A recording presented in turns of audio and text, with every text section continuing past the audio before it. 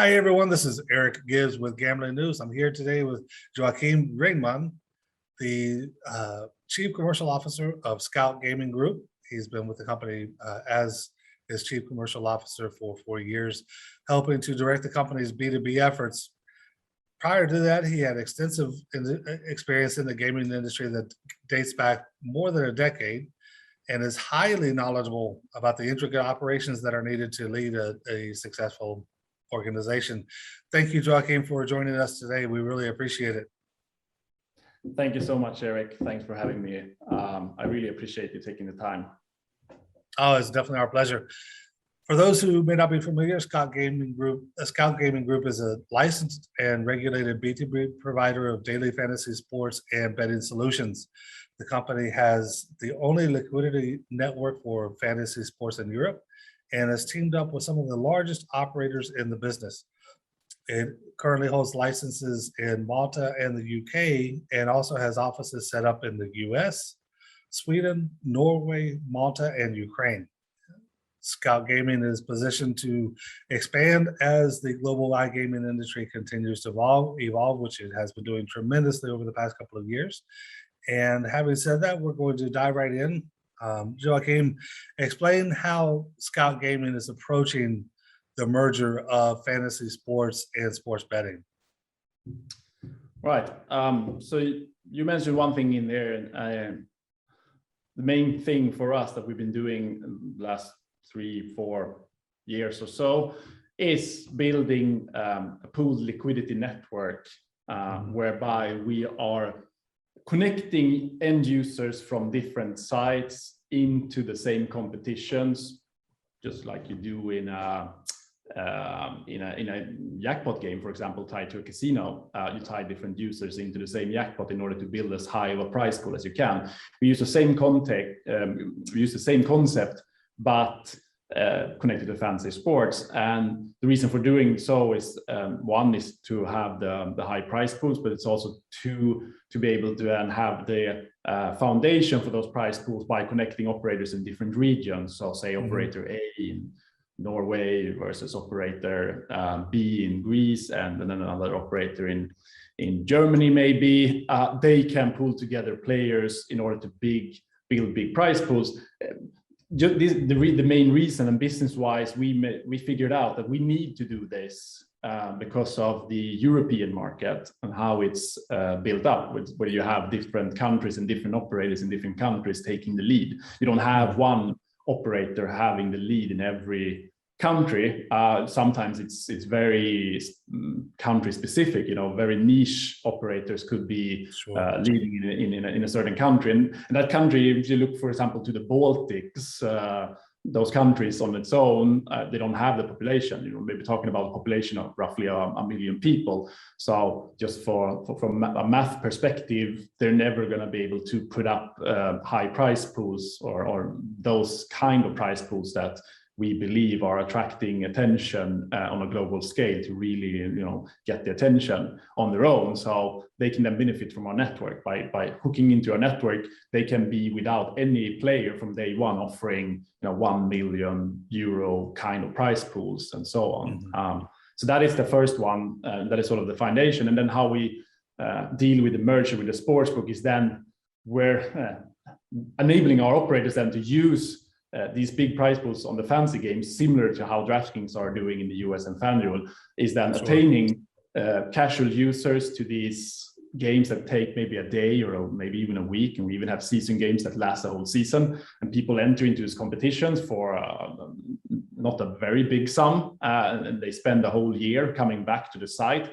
And in the meantime, they're obviously attracted to place bets on the sportsbook. They can, of course, find the sportsbook on their own, but we're also having different hooks and upsell features and so on, cross-sell features built into the platform, whereby if you enter a competition, you could, for example, be getting a bet recommendation based on the fantasy team that you have created. So that's at least the core parts of it for us. Well, it's definitely an interesting mix and something that, of course, as Scout Gaming has said numerous times, it's a logical combination, right? The fantasy sports market and the sports betting market, bringing them together makes a lot of sense. You mentioned how the market is started to roll out in the US. Having the foundation already established in Europe, and now with what's going on in the US, how do you see these two markets? How are they different from one another? So number one, we starting out in Europe, that market when we started out was pretty much already established and starting, some people think, even getting saturated in some places. So you have the availability of lots of products. There's already lots of traffic. The traffic has been there for a while. It's maybe moved hands a couple of times from side to side, so you get new entrants all the time, right? So it's a competitive market where everyone's competing for the same users, different brands, different products, and so on. And we going into that market, we had to, let's say, consider and maybe making, I wouldn't say that, you know, in the US you're not having to make an effort, but in Europe we've had to, you know, sort of make a specific effort in trying to make ourselves relevant in a place where there's already, the users are already there, they're already enjoying other products, and then we need to make sure that our offering adds something to that mix, right? Going then to the US, you have a market that is unfolding as we speak, more or less. Right. It's maybe where Europe was some 10, 15 years ago, basically, when I was starting out in this industry. The demand now from the operators, or the goals, are much more tied to creating brand awareness, you know, going through the legal hoops, attaining users, and so on. Whereas in Europe, it's more about how do we get as much out of these users as we possibly can. So it's basically Europe more retention focused, whereas US right now clearly seeing everything's about acquisition at the moment. Sure. Yeah, definitely. And speaking of acquisition, you just made a step into the US market when you made a social sports book deal with the new Masters Cup Series Sports League. And I know a lot of people are still not familiar with this, but it stands to draw a pretty significant crowd in the US market, which of course is going to be a great point for Scout Gaming's expansion in the region. So based on that, based on the springboard with the Masters Cup, what's next for US operations? Where does the company go from here? We will most likely be launching or announcing more similar deals, just like the Masters Cup. We've found an area where I think makes most sense for us at the moment to provide value to the market. As you know, there's already a fairly established daily fantasy sports market with two big players. We're not looking to go head to head with them, at least not at the moment. We've found a different take on this, where by utilizing our own internal IP, whereby we have developed an entire platform. So we have basically a PAM, or a platform as we call it here.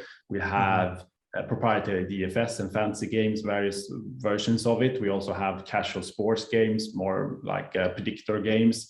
And we've now also developed a sports book. And we can technically provide this as a, you know, any real money operator would, or provider would, but we also can provide this in a let's say more user-friendly, less of barriers entry, free-to-play context. And this is where we're seeing the most opportunity for us right now, is working with the different actors who are maybe not yet in the market when it comes to real money gambling, but are planning to be, or at least want to be ready to be in the market when the time comes. So you're dealing with tribes, you're dealing with sport franchises, you're dealing with media, and even hospitality actors who, for typically legal reasons in the state that they're in, cannot yet enter the real money market.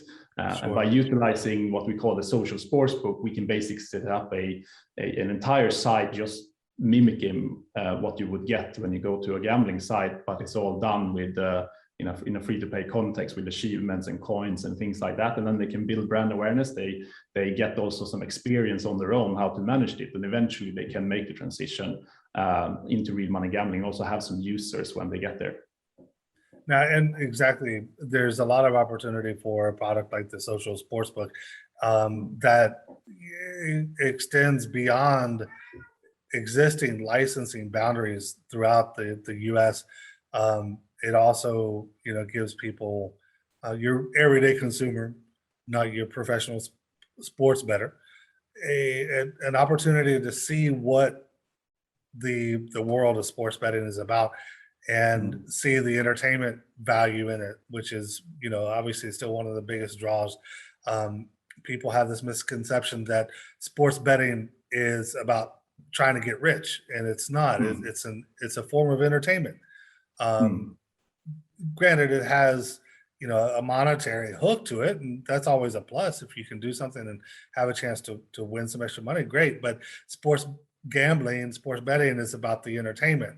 And the social sports book that Scout Gaming is putting out really gives a great opportunity for so many people to experience the entire sports betting industry and become more involved with sports overall. So it definitely fills a niche that was greatly needed in both the European and the US markets.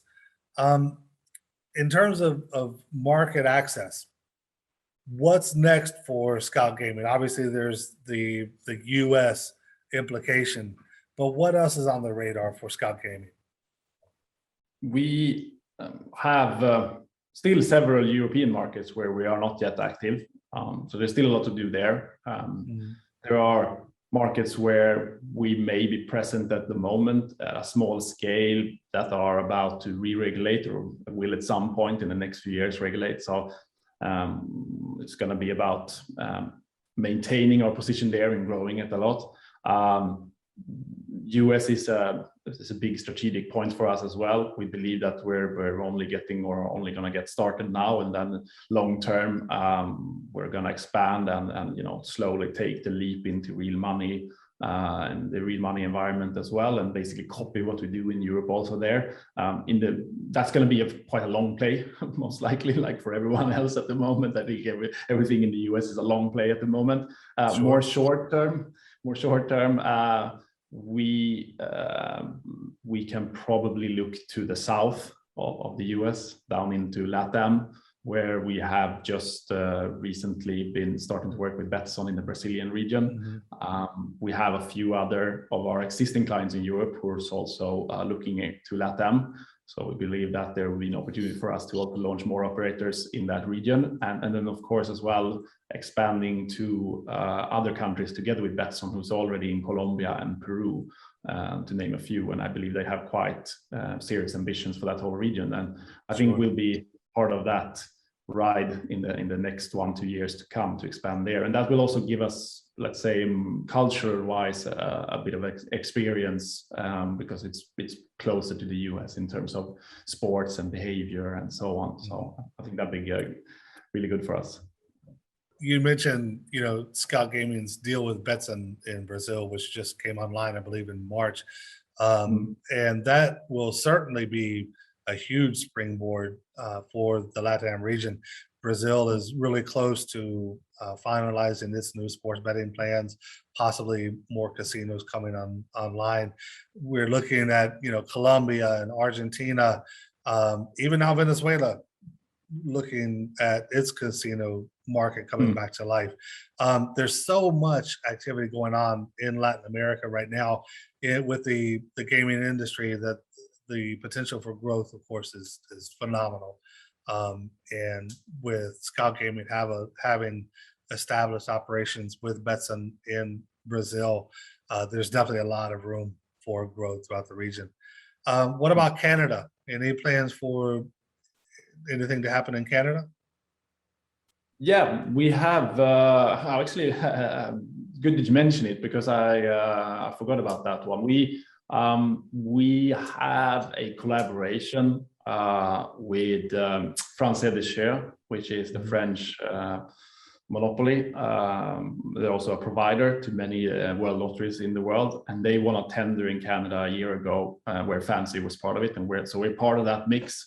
I believe they're still in the early stages of the rollout of their entire product suite there, but eventually I expect us to also launch there, because that was part of the tender process, providing that in Alberta. Also Betson, I know, I don't know how far they are actually in their plans in Canada, but I know that they are looking to, if not already being in Canada. So I would say, for us as well, it makes a lot of sense to be in Canada as well. Again, for the long-term play in the US, I think these two would serve us a lot of added benefit of being in, and part of our preparation plans and making sure our offering is up to the highest standard when we actually start our big rollout over in the States. I'm sure it will, definitely. And with everything that the company has going on right now, Brazil, Latin American expansion, US, Canada, European expansion, obviously you've been having to deal a lot with regulators, licensing, etc., to ensure that operators are able to ultimately provide products that meet specifications. With so much going on, what are some of the challenges that you're seeing right now in the gaming industry? What are some of the obstacles that are having to be overcome as these new products and services are rolled out? The largest challenge, I have to say, unfortunately, seems to be for many tied to compliance. There's so much going on in that field. I had my first stint of compliance work back in 2012 when I was working for Net Entertainment, or NetEnt, which is now part of Evolution Gaming. This was at a time when Europe was just starting to implement local regulations in each country. Before that, for the most part, everyone was relying on international licenses. Since then, it seems to have only increased and increased, and there's more countries to work with. Of course, they are emerging in the sense of for the most part they are being more and more aligned at the type of regulations. And as an organization, once you've started working in a few, you get better and better at it. You get the infrastructure and so on. But there's just so much of it that I think it's always one thing that you just have to manage, which puts an additional overhead on the organization. And with that actually leads me into the second point, which we hear a lot, is the increased acquisition costs, both in Europe but then also in US. US, of course, you have a legal situations somewhat similar to Europe, but it's happening more at the same time. So you're having to deal with lots of regulations states opening up at the same time with different regulations and incorporations having to be done and licensing and all that stuff. At the same time, everyone's competing for the users. So both of these things are working in a perfect mix to drive acquisition costs. In Europe, the acquisition cost is more driven by the fact that we touched on earlier, that it's been around for a long time, and as a market matures, you get more players you get more operators competing for the same pool of players, and that drives acquisition costs. So those are the two things that we see: compliance and acquisition costs, which we at least can see.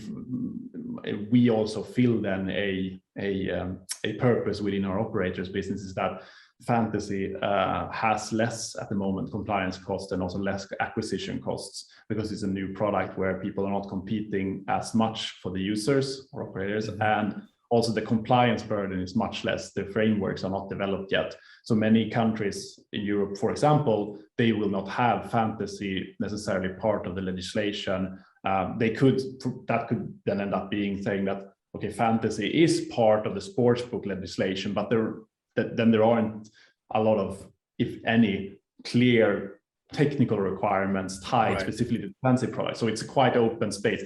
And if not that the case, it could even be that the fancy product is considered outside of the gambling framework, aka like it's been in the US and it's in India and a few other places where they consider it a skill game. Germany is one of them. Germany just unveiled a new framework where we've been in contact with the regulator because they don't mention fancy, and the ruling or the information we got from them is that they will then consider fantasy a legal product to sell, just like any other skill game you would have in the market. So that opens up a lot of positive opportunities for us and our operators at the moment.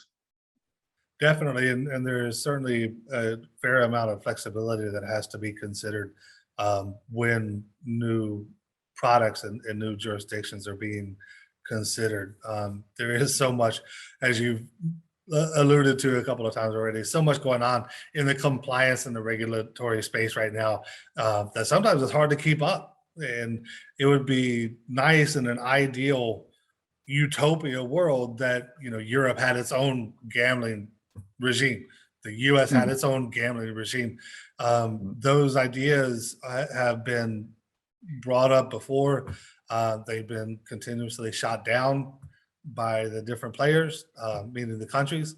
But it certainly would make things a lot easier on operators, on, you know, software providers, on anyone in the industry, if they had more standard protocols to which they were expected to adhere.